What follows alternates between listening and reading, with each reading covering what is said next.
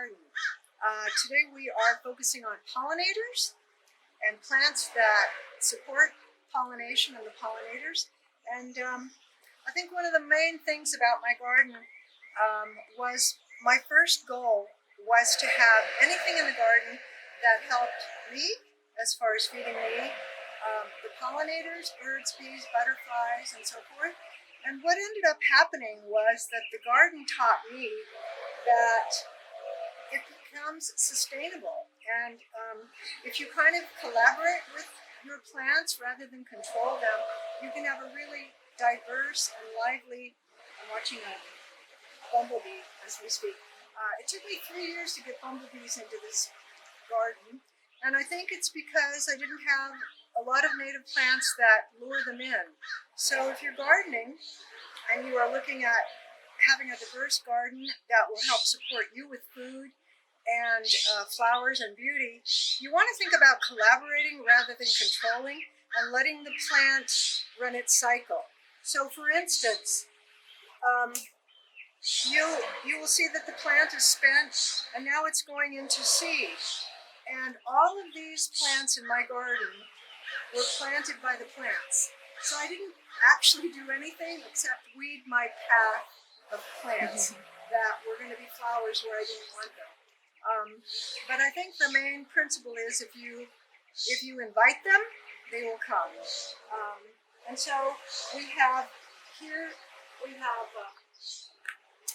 this is the local narrowleaf fascicularis milkweed, and that helps supports the monarch.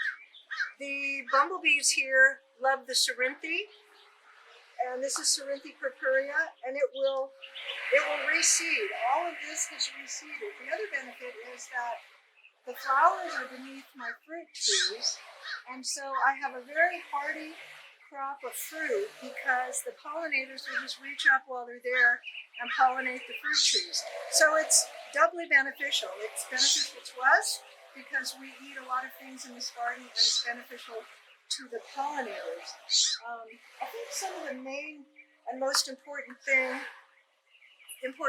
to know about gardening for pollinators is that there are plants which are very specific to the life cycle of an insect. For instance, the monarch has a variety of life cycles.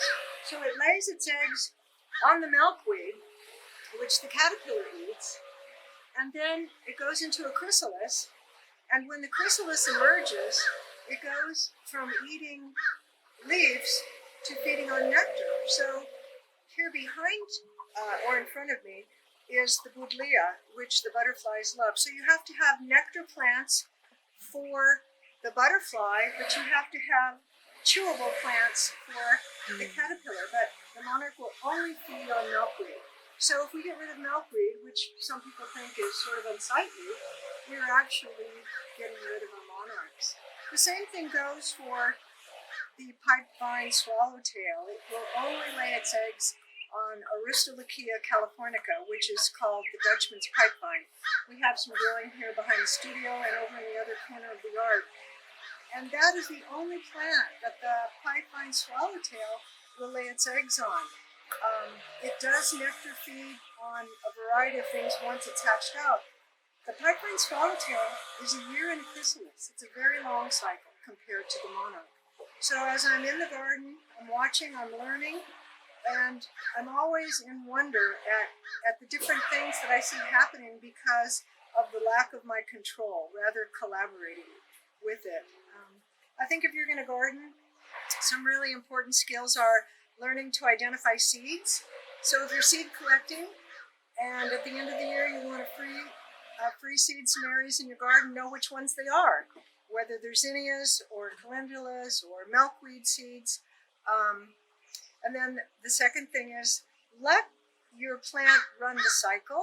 And when the cycle is run, you're going to see very early in spring cotyledons, which are two-leaf plants. And if you can recognize what plant that is when it's in a cotyledon, you can either leave it or you can decide to pull it out. And that way you can kind of help control your walkways. Here we have a Carpenter Bee. That's the first one I've seen this morning.